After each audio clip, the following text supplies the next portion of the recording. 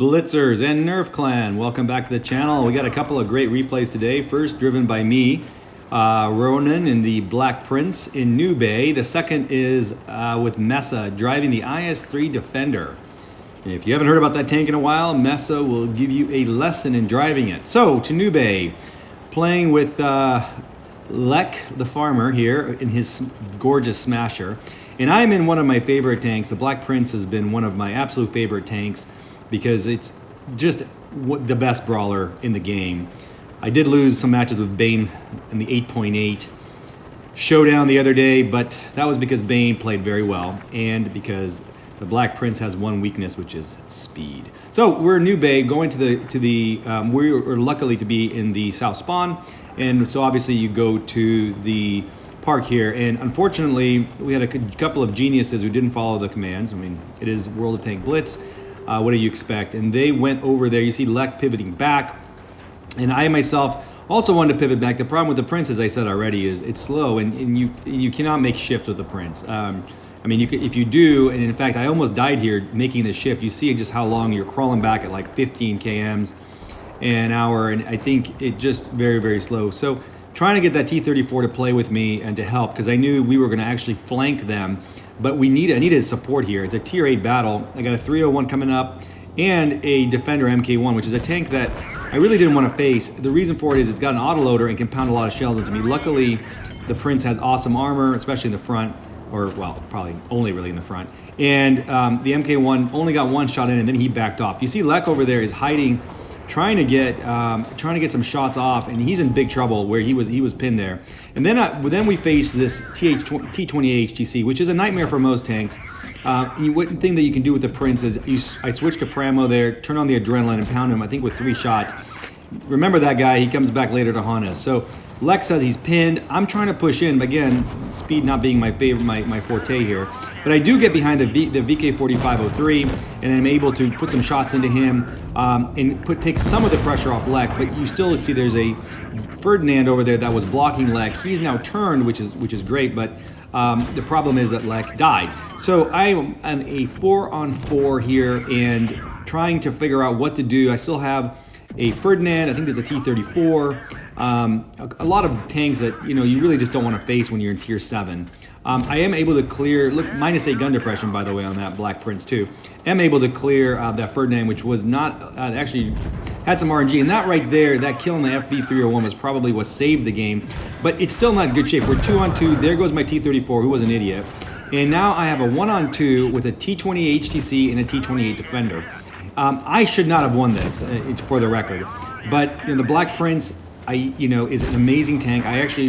You saw me using the speed boost and adrenaline. Unfortunately, I was waiting for the adrenaline to come back, and I'm trying to use the side armor, which is pretty good, to block the T-28 Defender shots because they're higher alpha.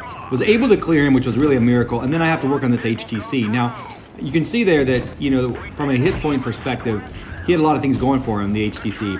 But the Prince is just a brawling machine. I switched to APCR. I'm not even going to mess around with trying to change, as close as we're fighting, trying to change my ammo. That was a shot on a prayer there.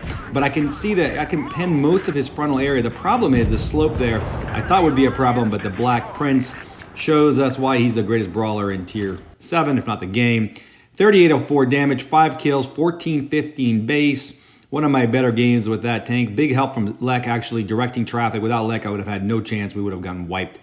And you see I pound a lot of damage. I think I cleared that 28 HTC by myself, which wasn't easy in overall. Now we are at Canyon with Mesa. Mesa driving the IS3 Defender. I am Ronan driving the Action X. You won't see me much in this game because I didn't do very well. I guess I helped Mesa a bit.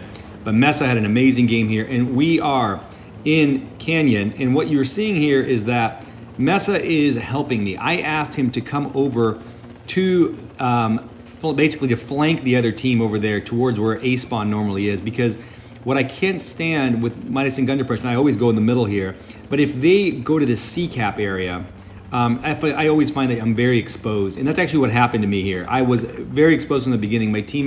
Our teammates were horrible, and essentially the red guys were just pounding us from sniping positions along that C-cap area.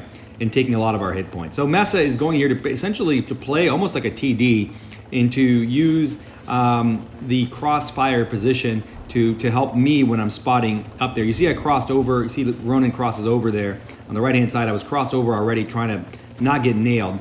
But Mesa takes this position here to help. He could have gone a faster way, but the reality is what we were anticipating would be some of the players would have gone that way. But the whole team went over to where the C-cap normally is. You can see our T-49 already nearly dead. No idea what that guy was doing. Mesa pushes up and hammers his Bulldog. HE to the side for 431. Left him with 19 hit points, which was, and I actually missed a shot on him myself. But then he is in a terrific position here with the IS3 Defender because you can B-haul down there, and the IS3 Defender's turret is not going to get penned with pretty much any tank. Beautiful shot on that T-49, hits him for 450, catches him on fire.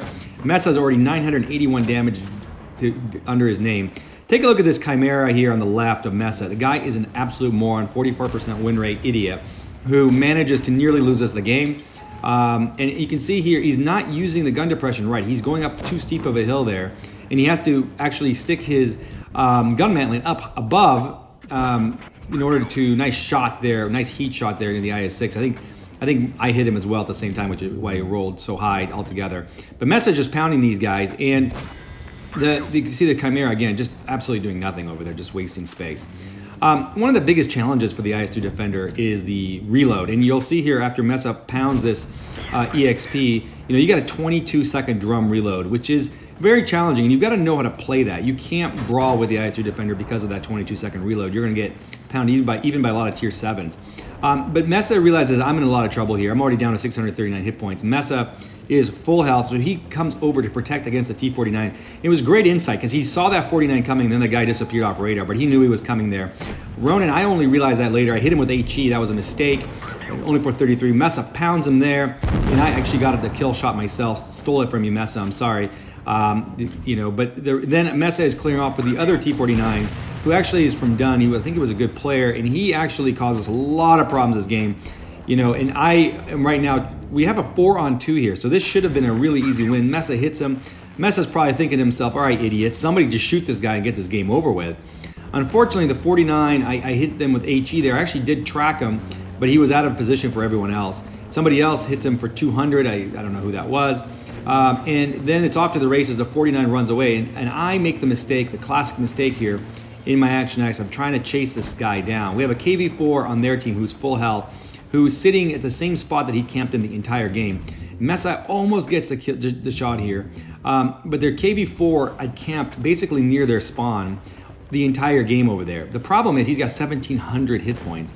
Mesa's got plenty of hit points, so that's good, but Ronan is very, very low. I'm a one-shot up behind Mesa right now. So I'm trying with all my might to clear this T-49 because then we have a 3-on-1 with the KV-4, and that's no problem. We could flank him and take that guy out. The KV-4 got recently buffed, by the way, which is really not something I'm enjoying because the type of people who play KV-4s for the most part are really inexperienced players. I don't know why that is. It just is what it is. I guess it's the size of the tank. They think, oh my God, I'm going to go into this big armored fortress, and it is an armored fortress. The problem is it's just a pain to kill them now, and they kind of stop in the middle and go. Anyway, so I got shot by the KV-4, which I'm disappointed with my common sense there. I could have gotten better positions and helped Mesa here, but Mesa has got a 2-on-1. I remember that Chimera I mentioned before is a no-brain idiot, and he's in an okay spot. The problem is he should be trying to get shots on the 49 to help Mesa, but he doesn't, and he is just kind of just sitting there. I mean, literally just kind of sitting there.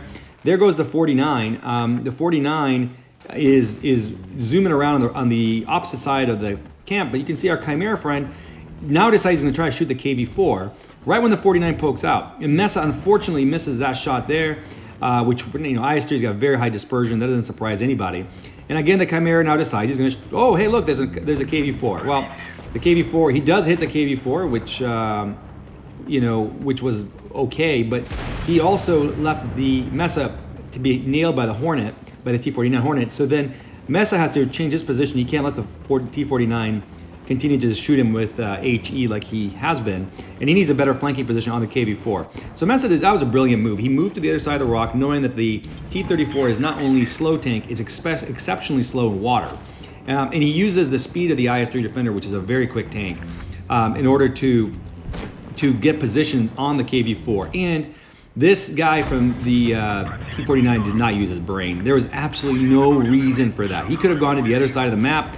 I mean, the T49 has horrible dispersion as well, but you could get some shots off without Mesa doing anything. And instead he poked out Mesa, made him pay the price, and pounded him. Also got a shot into the KV4, got him down to 251 hit points.